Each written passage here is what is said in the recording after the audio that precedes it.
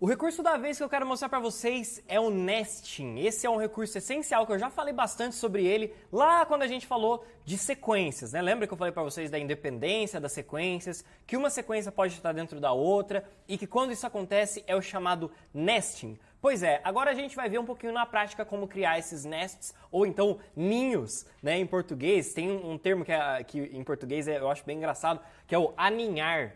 É estranho falar que você vai fazer nest numa sequência e na realidade é aninhar, é esquisito. Enfim, mas basicamente só para retomar um pouquinho daquilo que a gente falou lá no começo do curso, por que você poderia querer colocar uma sequência dentro da outra? É simples, porque cada sequência pode ser, por exemplo, uma cena diferente do seu vídeo ou uma sequência de cenas, uma mini história, de repente. Lembra que eu dei o exemplo lá do filme de casamento, que uma sequência é a entrada da noiva, outros são os votos e tal? Então, o Nest está aqui para ajudar a gente nisso. Fora que isso também te ajuda bastante na sua organização. Afinal de contas, quando a gente agrupa esses eventos numa outra sequência, a timeline fica bem mais limpa e permite que você trabalhe de forma mais macro, digamos assim, com o seu projeto, né? Um olhar mais de fora, alterando a ordem da história sem você alterar os detalhes dessa história que você está construindo. Sem mudar os detalhes dos takes, sem mudar os detalhes dos cortes, beleza? Mas, de forma geral, como que a gente executa esse nest? Basicamente, a gente escolhe um grupo de eventos aqui. Por exemplo, eu posso pegar esse primeiro grupo de eventos aqui até o final desse take amarelo. E eu posso selecionar todos eles aqui, ó, fazer um Marquee Select, né, fazer uma seleção de marcação, clicar com o botão direito e vir até Nest, ou em português, aninhar.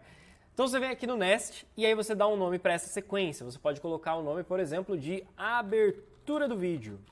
Olha o que vai acontecer, dando um OK, ele vai manter o áudio da forma como está e ele vai puxar todos aqueles eventos de vídeo que estavam aqui em cima para dentro dessa sequência verdinha, que quando a gente der um duplo clique, ela vai abrir como uma sequência. Essa nova sequência vai importar as configurações da sequência anterior na maioria das vezes, a não ser que seja o caso de você selecionar um arquivo pré-determinado que tenha a configuração diferente daquela sequência. E aí quando você estiver fazendo o nest desse único arquivo, pode ser que a sua sequência mude de configuração aqui quando você faz o nest, beleza? Para você configurar isso e conferir, você já sabe. Vem aqui na sequência dentro do Project Media, botão direito e depois você vem até Sequence Settings para você observar essas configurações da sequência e mudar o que for necessário, beleza?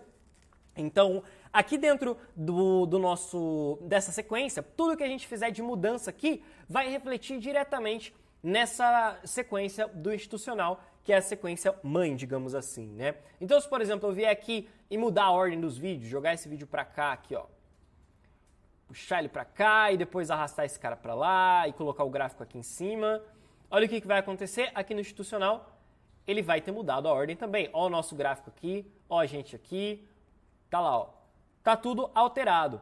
Então, essas mudanças aqui refletem no começo, na nossa sequência mãe, digamos assim.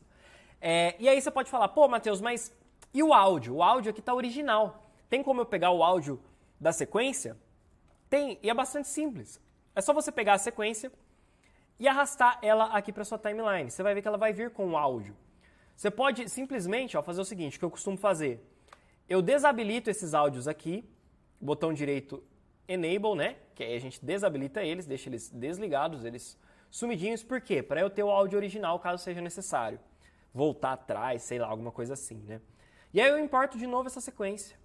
E aí depois eu simplesmente deleto esse áudio, esse vídeo daqui de cima. Eu dou um Ctrl L, deleto esse cara aqui e agora a gente tem o áudio da sequência. E toda mudança que a gente fizer aqui na nossa sequência, ela vai refletir ali na sequência anterior. Então se eu pegar esse vídeo aqui e jogar aqui para trás, olha lá. Você pode ver que esse waveform talvez não vá mudar, mas assim, é bastante complicado trabalhar com o áudio dessas sequências nested. Se você puder, sempre trabalhe com o áudio original que ficou aqui nas suas tracks anteriores, tá? Na sua sequência mãe, digamos assim. Porque justamente para a mudança numa sequência refletir na outra com mais cuidado, beleza? Com mais garantia de que vai dar certo.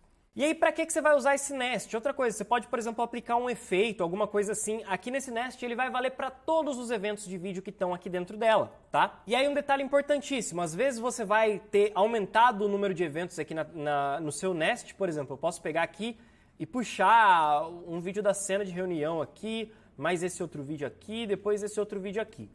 Você vai ver que aqui na timeline da sequência original não mudou nada. Mas se a gente pegar esses caras aqui e levar eles lá pra frente e puxar isso daqui, ó, ele aumenta. Se a gente não tivesse feito essa mudança aqui, olha o que ia acontecer. No caso, principalmente se você deletar o material da sua sequência que está em Nest. Deletei, ficou essa linha riscadinha aqui, né, com essas linhas em diagonal aqui no nosso evento. Isso é porque o Premiere está indicando pra gente que não tem nada aqui. Então você pode puxar isso daqui pra cá e fechar ele aqui direitinho. E agora você não consegue mais puxar ele pra trás porque não tem material suficiente, beleza? Então, isso é o principal do Nest, beleza? Use isso para organizar o material de vocês e para separar coisas que precisam ser separadas. Mais para frente, quando a gente for trabalhar com efeitos e tal, vocês vão ver que, por exemplo, quando a gente usa o plugin Warp Stabilizer, né, que é um efeito de estabilização de vídeo, a gente vai precisar usar esse recurso de Nest. Quando a gente usa o tal do Time Remapping, que a gente viu nas aulas anteriores, também é legal você usar esse Time Remapping quando você tem várias cenas em sequência. Então, por exemplo, você fez uma montagem ali com movimento de câmera em várias cenas. Você joga todas essas cenas num Nest e aí você faz aquele time remapping para acelerar e diminuir a aceleração do seu vídeo. São ideias que você pode ter e usar esse recurso para te ajudar, beleza? Afinal de contas, tudo que a gente tem para cada um dos eventos, a gente vai ter também para esse Nest, e tudo que a gente mudar nesse Nest vai interferir em todos os eventos que estão dentro dele, beleza? Então esse é o recurso do aninhar. E agora a gente vai para a nossa última aula desse módulo, que é a aula, eu acho que mais esperada por todos, a aula de atalhos.